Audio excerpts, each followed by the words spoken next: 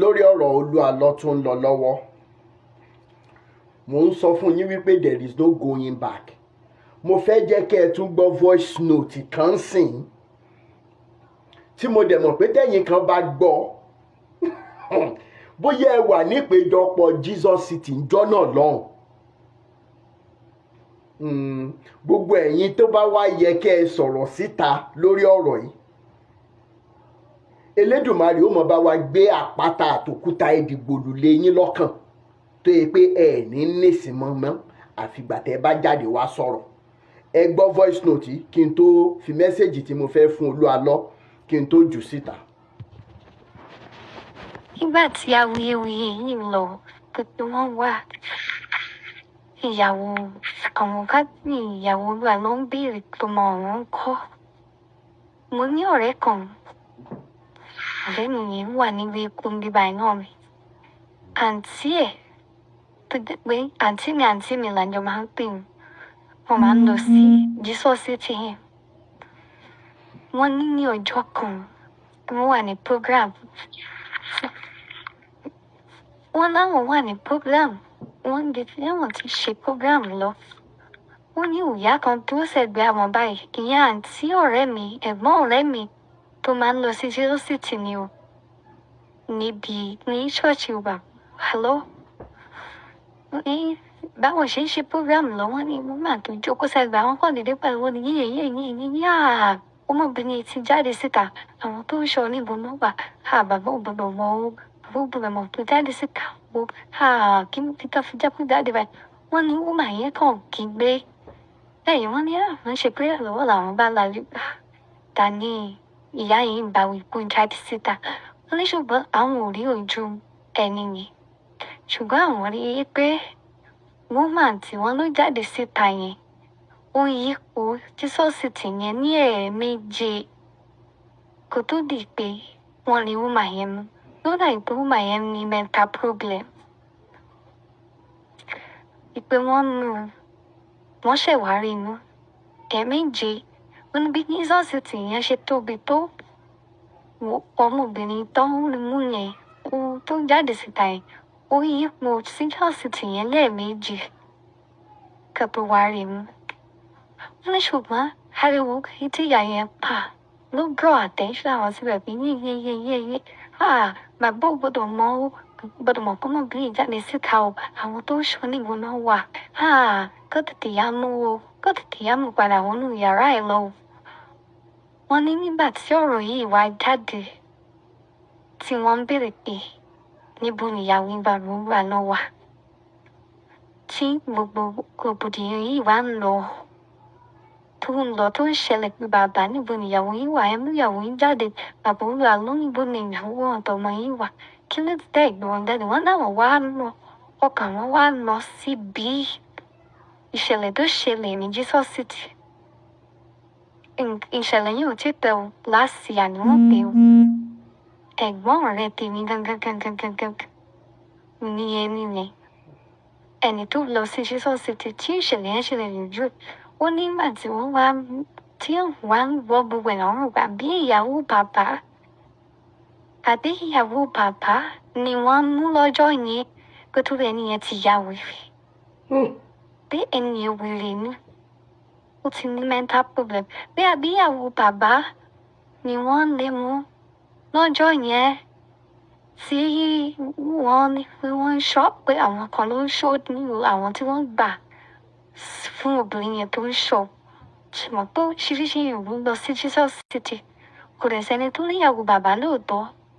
Ṣùgbọ́n nígbà tí rògbòdìyàn yìí ṣẹlẹ̀ làwọn wá rò wípé kó má lọ jẹ́ pé ọmọbìnrin yẹn ló ní mental problem tí ó jáde síta lójijì lọ́jọ́ sí tí obìnrin tó wà lẹ́gbẹ̀ẹ́ àwọn pariwo pé yéyéyéyé bàbá ò gbọdọ̀ mọ̀ torí pé tí ò bá jẹ́ bẹ́ẹ̀ ni báwo ló ṣe máa sọ pé bàbá ò gbọdọ̀ mọ̀ kó jáde síta. Àti ọjọ́ yẹn tí ọ̀rẹ́ mi ti pè mí tó ti ṣàlàyé fún mi pé ọ̀rọ̀ yìí àǹtí mi máa sọ báyìí pé ṣé ìwọ náà gbọ́? Mo ní mi ò gbọ́. Àtìgbà yẹn ló ti wà lórí ọ̀mí mi pé mo máa sọ̀rọ̀ yìí létí. Mr. Rotimi Daniel kò ní sún yín o, kò ní rẹ̀ yín o. bí gbogbo àwọn èèyàn tó ń sọ̀rọ̀ ṣe ń sọ fún yín tó ń advise yín pé kán gbé kan mú wò. Allegedly ó ní wọ́n ní arábìnrin kan nínú Jesus City yẹn wọ́n ń ṣe program lọ́wọ́ sometimes last year ó wá sá jáde níbi tí wọ́n fi pamọ́ sí. Ẹ̀gbọ́n ọ̀rẹ́ ẹni tó sọ̀rọ̀ yìí wọ́n ní àfìgbà tárábìnrin jáde bàbá ògbúdọ̀ mọ àwọn tó ń ṣọ́ ń kọ́ wípé èèyàn lè ní mental problem kẹ́ ẹ gbé pamọ́ níbi tẹ́ ẹ pè ní Jesus City ṣùgbọ́n orúkọ Jésù òwò tàbí ká ló lọ́wọ́ kan kìíní nínú lọ́wọ́ kan kìíní nínú. Olú Alo tí wọ́n bá sọ fún ẹ wípé Awíkókó máa jáwọ́ lórí ọ̀rọ̀ yìí máa sọ fún gbogbo àwọn tó bá ń sọ fún ẹ wípé irọ́ tó tó láyé yìí ò sí. Wàá gbé Iyabo jáde fún ìyá Ìjẹ̀ṣà sẹ́ẹ̀. Àwọn ọmọ ẹ̀ náà gbogbo wọn dẹ̀ gbọ́dọ̀ wà lálàáfíà torí condition tá à ń fi sí nìyẹn. Whatever game you might have been playing, the game is up. Elédùmarè ti ṣe tán tó fẹ́ tú àwọn èèyàn sílẹ̀. Gbogbo ẹ̀yin tẹ́ wá jẹ́ ikọ̀ àti ìríjú Olú Alo àtẹ̀yin tán ń pè ní bàbá àsàlẹ̀. Bàbá àsàlẹ̀ tó ń sọ fáwọn pásítọ̀ tó dàbí titi wọn wípé Iyabo wà níbi tó ti ń gbádùn. Ẹni tí mò ń ju òkòlò tó ìlú ó mọra ẹ̀ toró wá bá mi sọ̀rọ̀. Pé bàbá àsàlẹ̀ Olú Alo sọ wípé òun lòun ní kó má sọ̀rọ̀ o ìyìn ní kẹ̀kẹ̀rẹ̀ kan máa pariwo lọ. Iyabo wà níbi tó ti ń gbádùn ó ra mọ́tò fún ó ń gbádùn tí ìbá ṣe pé olórí burúkú ni bàbá àsàlẹ̀ olórí burúkú ni ìwọ Olú Alo àti gbogbo ẹ̀yin pásítọ̀ tẹ́jọ́ ń gbé sórí yìí káàkiri. Tí ìbá yẹ pé bóyá orí yín ti burú ayé yín ti bàjẹ́ tẹ̀rù pé Awíkókó ò mọ tó ń ṣe. Ẹ̀yin lè wá sọrú sítórì fún mi. Ìyá Ìjẹ̀ṣà dẹ̀ ń sunkún gẹ́gẹ́ bí abiyamọ. Ẹ̀yin wọ́n sọ wípé ẹ̀yin lẹ ní pé káwọn èèyàn kàn máa sọ̀rọ̀ lọ lórí social media pé ẹ̀yin lẹ ní kó Olú Alo máa sọ̀rọ̀. Gbogbo yín pátá ẹ̀ ní jẹ wọn mọ́. Gbogbo yín pátá àtirú ẹ̀yin pásítọ̀ tán rán sí mi pé kẹ́ máa wá gbé làǹbà ẹ̀ sílẹ̀. Ike Mr. Rotimi tó bá tásìkò Iyabo máa sọ̀rọ̀ tó bá so that màá lè lọ jókòó pé wọ́n kúkú ti sọ pé tó bá tásìkò kó lè rẹ̀ wá sára ẹ̀ ní sori gbogbo tó ń dùn lé ayé gbogbo orú ẹ̀yin pásítọ̀ tẹ́ tí wàá bá mi tẹ́ sọ̀rọ̀ nǹkan báyìí ẹ mọ́ra yín. Mo wá mọ̀ọ́mọ̀ ṣe fídíò yìí kẹ́ ẹ lè mọ̀ wípé mi ì bá ìsítórì yín àtẹni tó jẹ́ bàbá àsàlẹ̀ Olú Alo tí ó pé ikú òjijì máa pa ọmọ mọ́ lọ́wọ́. Ó mọ rẹ̀ dáadáa mo dẹ̀ mẹ́yẹ bọ̀ lápò mi ì tí ì ṣe tán. Nígbà tá a bá débi tó yẹ ká dé gbogbo yín pátá ni ìdá máa bá gbogbo yín pátá lòkúta máa ré bá lórí ẹ̀yin olórí burúkú. Ẹ wo tẹ́ ẹ sọ orúkọ Jésù dànà ṣé kìí ṣe orúkọ Jésù yẹn náà fi tọ́ wa dàgbà ni. Ẹ̀yin olórí burúkú yìí ẹ má wọ̀rí àti bàbá àsàlẹ̀ àti bàbá àárín àti bàbá òkè gbogbo yín pátá mọ̀ ṣẹ̀sìn ayérayé ni. Èyí tó lógo jù nínú àwọn ọmọ yín ògo náà yóò mọ̀ wọ mi ni. Pé ẹ lè rírù ìyá Ìjẹ̀ṣà tó ń sunkún báyìí pé bí ọdún mẹ́rin ọdún márùn àwọn ò tí ì rọ́mọ àwọn bá sọ̀rọ̀ olórí burúkú yín sọ wípé ẹ̀yin lẹ́yìn sọ fún Olú Alo pé kó má sọ̀rọ̀ kó má sọ nǹkan kan. Ẹ ní ṣoríire títí kẹ bí Iyabo kankan tó bá lọ́wọ́ sírú sí bí ọ̀rọ̀ ẹ ṣe prolong tó báyìí gbogbo yín pátó mọ̀ ẹ mọ̀ ràrìrà ni. Ta ní ẹ bí Iyabo kankan ẹ̀jẹ̀ Iyabo kankan tó gba owó tàbí torí ulterior motive tí ó lè sọ̀rọ̀. Kí ni rámọ̀ bá gbogbo yín? Just because justice must be served. Ẹ̀yin olòṣì olórí ìkànnì tó ti gbọ́ yìí. Who could that lady be? Could it be Iyabo? Could it be another lady? Allegedly we are asking now, who is that mad woman? Tí wọ́n ń refer sí. Olú Alo mọ̀ fún mọ́ni ṣo. À ń bọ̀ àti ìdèmọ̀rìwò lórí òtí ìrọ́pẹ́ wàá gbé Iyabo jáde. Concerning this our liberation movement and fight from the claws of religion and religious wolves,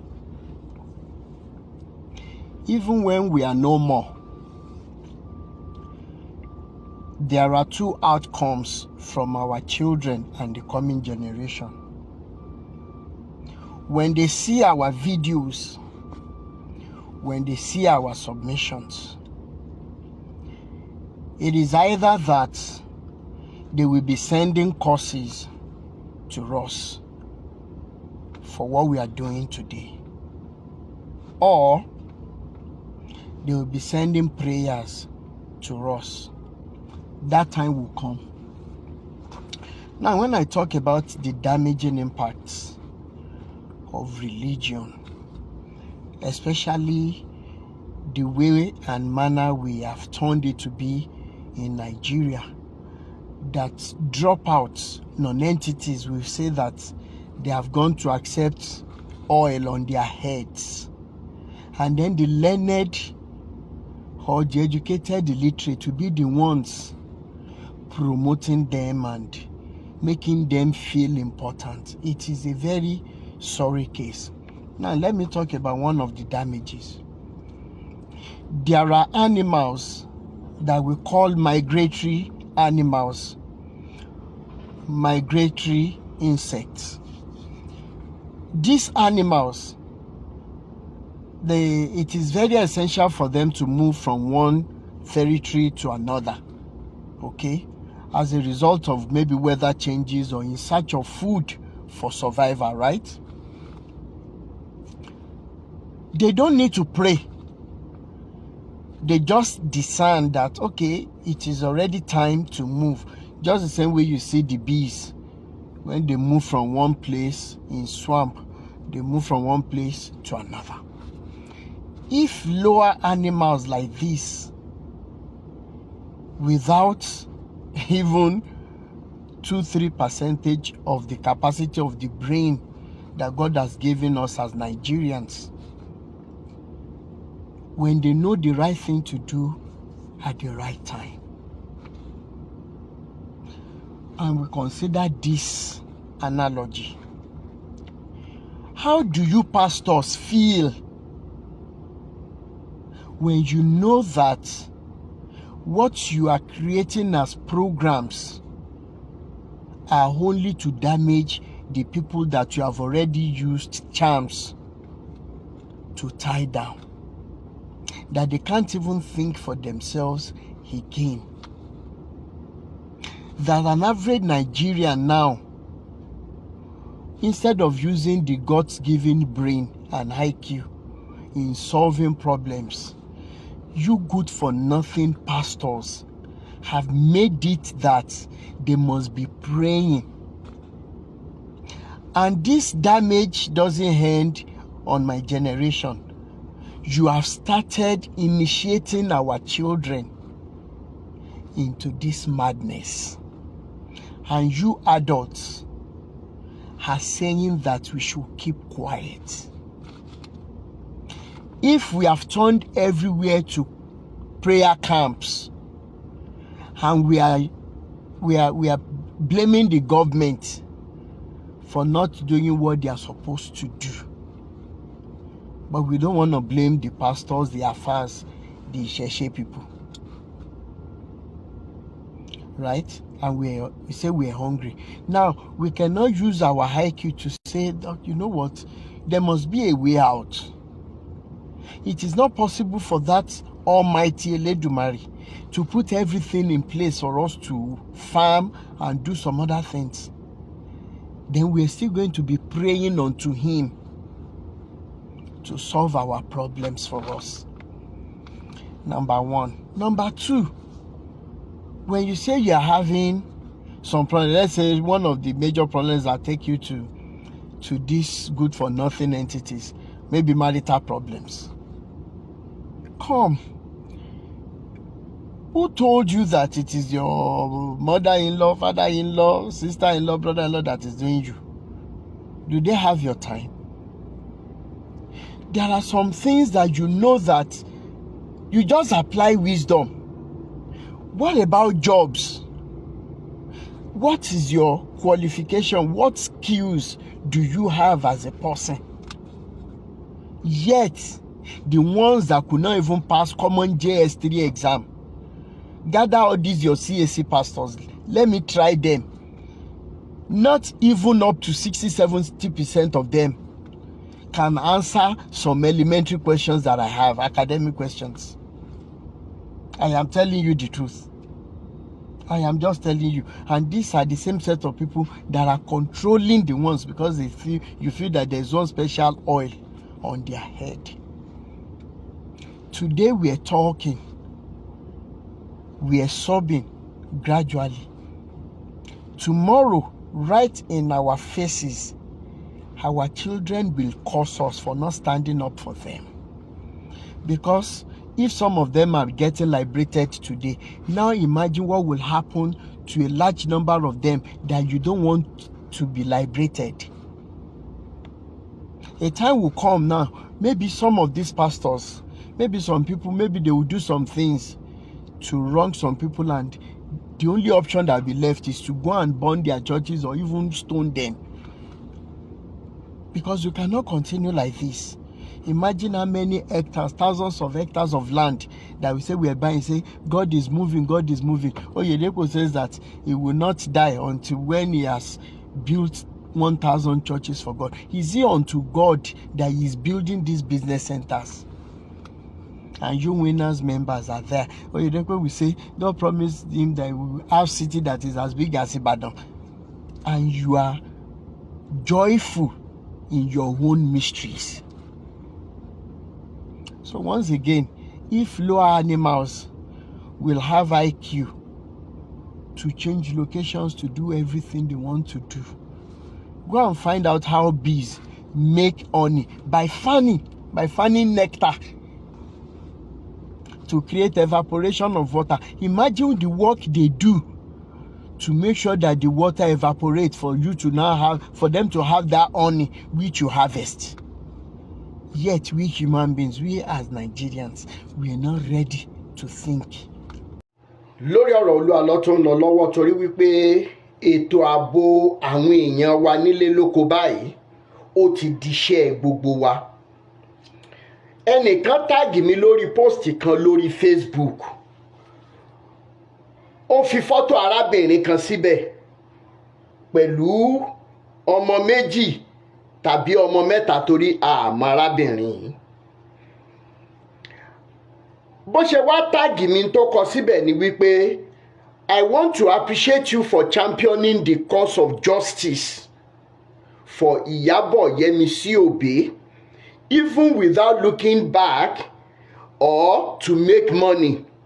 You are a rare Nigerian. Thank you so much, whoever this person is. Sir, please help push these pictures, as I feel that Olu Alo might have an association with this lady. She might also be of help in locating Iyabo and her kids, or maybe she needs help herself.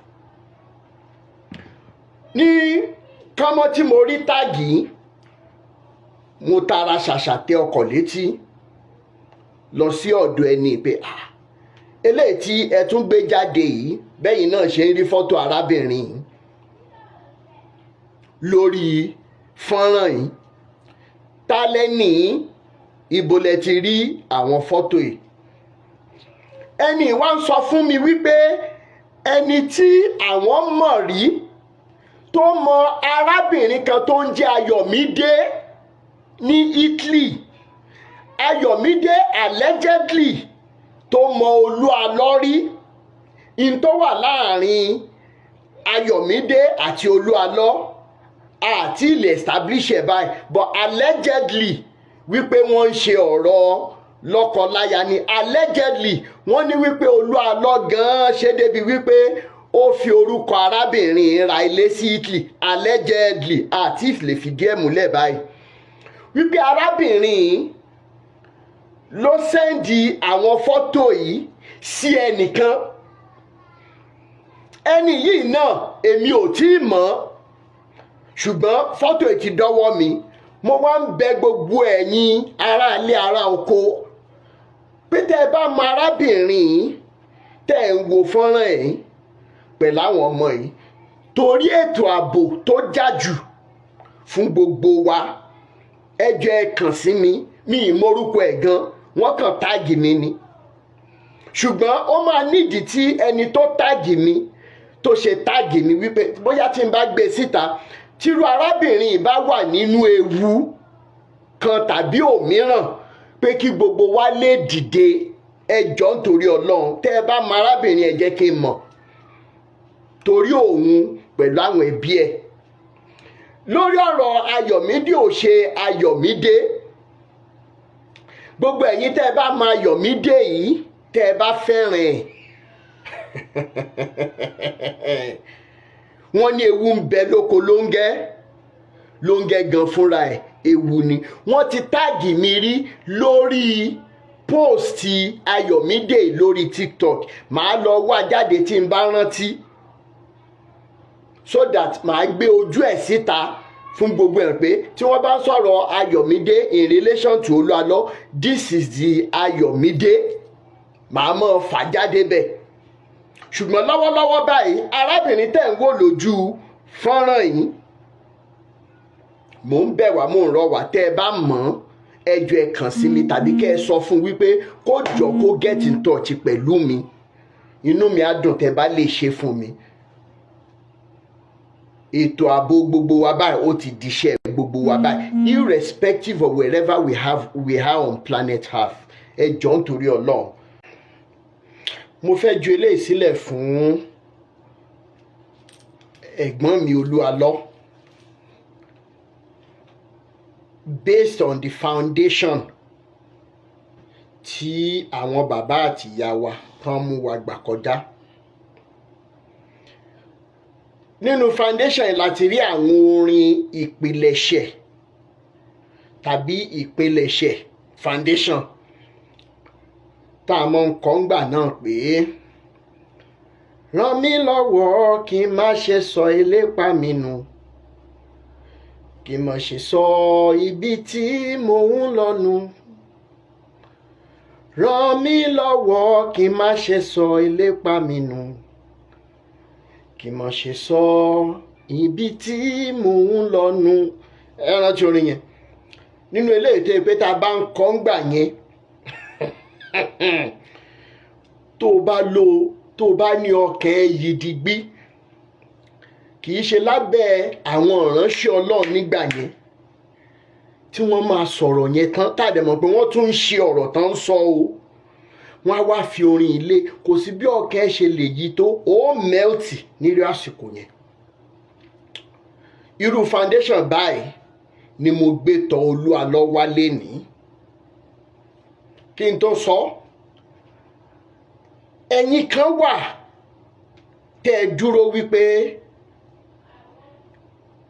ẹ fẹ́ bayé Olu Alo jẹ́ ṣùgbọ́n Elédùmarè ò ní gbà fún yín ẹ wà nínú mínísítírì ẹ wà lẹ́yìn ẹ̀ wíwà lẹ́yìn tẹ́ wà lẹ́yìn ẹ̀ a ó mẹ́rin jọba ẹ̀wẹ̀kú ẹ̀wẹ̀lẹ̀lẹ̀ ń kọ fún Olu Alo lẹ́yìn yín nínú ọkàn yín ṣùgbọ́n Elédùmarè ò ní fún yín ṣe torí wípé irú mẹ́sẹ̀jì tá a mú wá yìí bóyá Olu Alo gan fún rẹ̀ á rò wípé ṣé lóòótọ́ la wí kókó fẹ́ jà ń bọ̀ ni torí wípé ó kórìíra òun àbí wípé àwọn tó ń lọ sórí ẹ̀rọ ayélujára tí wọ́n ń bá wí kókó jà ṣé lóòótọ́ gangan fúnra wọn ṣé wọ́n fẹ́ràn òun tàbí wọ́n kórìíra òun àti mínísítírì òun ẹ jẹ́ kí ìwà oníkálukú níwájú Olu Alo kó mọ̀ rí fún gẹ́gẹ́ bí èrò ọkàn ẹ̀.